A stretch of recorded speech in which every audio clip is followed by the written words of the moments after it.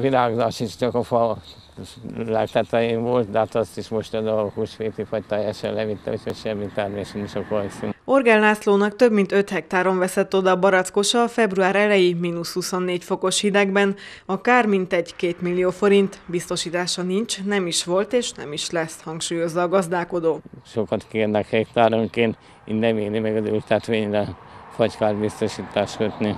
A Nemzeti Kárenyhítési Alaptól remél némi anyagi segítséget a gazdálkodó. Szabó Tamás, a Magosz Somogyi elnöke szerint a gazdák eddig még nem tudtak dűlőre jutni a biztosítókkal, akik a díjat ugyan beszedik, ám a kártérítés sokszor elmarad, meséli a tapasztalatokat a szakember. A biztosítók azt mondják, hogy az időszakonkénti jégkár az meg elviszi az összes tartalékokat, de hát ugye ez egymás zsebében nem nagyon látunk bele.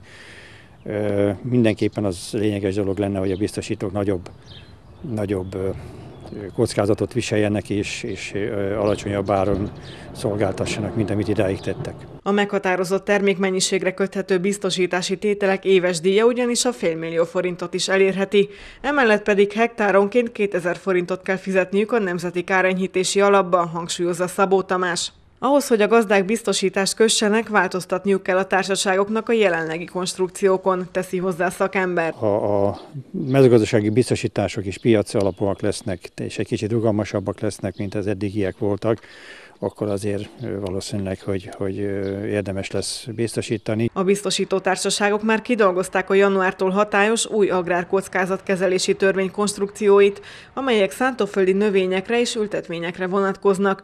A társaságok alacsonyabb díjtételeket és magasabb színvonalú szolgáltatásokat ígérnek. A gazdák háromféle csomag közül választhatnak majd, fagy és jégkára, aszályra és árvízre egyaránt köthető biztosítás. A 30%-os kárküszöb kiegészítő biztosításokkal pedig az eddigi 5%-os mértékre csökkenthető.